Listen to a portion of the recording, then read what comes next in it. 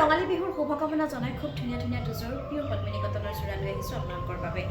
প্ৰথমতে ব্লাউজটো হাতত পৰিছে পিয়ৰ পদ্মিনী কটন একদম হোৱাইটত বহুত ধুনীয়া হেভি যোৰা এটা। এইটো ব্লাউজটো আৰু এয়া হৈছে পটিটো খুব ধুনীয়াকৈ ফুল বচা হৈছে।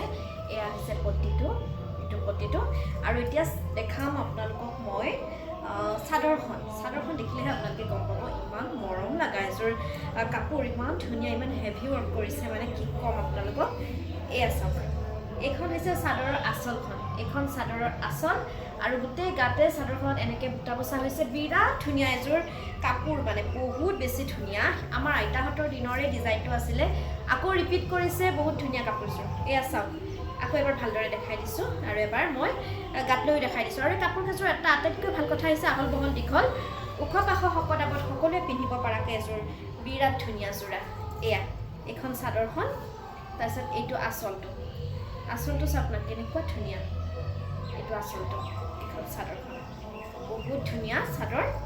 আৰু এয়া হৈছে মেখেলাখনো খুব ধুনীয়া আহল বহল দীঘল। যদি ল'ব বিচাৰে তেনেহ'লে স্ক্ৰীণত দেখি থকা নাম্বাৰটোত যোগাযোগ কৰি ল'ব পাৰিব। অসমৰ লগতে ভাৰতৰ বিভিন্ন প্ৰান্তত আমি পঠিয়াম। ধন্যবাদ।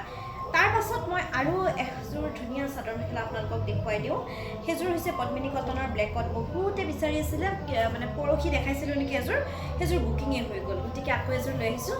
এযোৰ বিৰাট ধুনীয়া। এইখন মেখেলাখন আহল বহল দীঘল হয় দেই, বিৰাট ধুনীয়া। তাৰ পাছতে এইটো হৈছে ব্লাউজৰ পিচটো কেনেকুৱা মৰম লগা চাওকচোন, বিৰাট ধুনীয়া ব্লাউজৰ পিচটো। ধুনীয়াকৈ চিলাই ল'লে মানে কাপোৰযোৰ বিৰাট ধুনীয়া লাগিব। এইখন হৈছে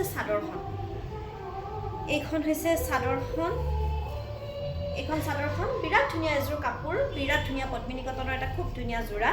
এইখন চাদৰ একদম মাটিশালত বোৱা, আহল বহল, একদম বহুত ধুনীয়া, মানে ওখ পাখ শকত আৱত সকলোৱে পিন্ধিব পৰাকৈ খুব ধুনীয়া কাপোৰযোৰ। এবাৰ মই চাদৰখন গাত লৈ দেখাই দিছোঁ আপোনালোকক। এইখন হৈছে চাদৰখন, এইটো হৈছে আঁচলটো, আৰু এইটো আঁচলটো আকৌ এবাৰ দেখাই দিছোঁ দেই। এইটো হৈছে আঁচলটো, আৰু এইখিনি হৈছে পটি। ধুনীয়াকৈ পটিটো চিলাই দিয়াৰ পিছত যে কাপোৰযোৰ কেনেকুৱা হেভি লাগিব, কেনেকুৱা ধুনীয়া লাগিব। যদি ল'ব বিচাৰে তেনেহ'লে স্ক্ৰীণত দেখি থকা নাম্বাৰটোত যোগাযোগ কৰি ল'ব পাৰিব। ধন্যবাদ।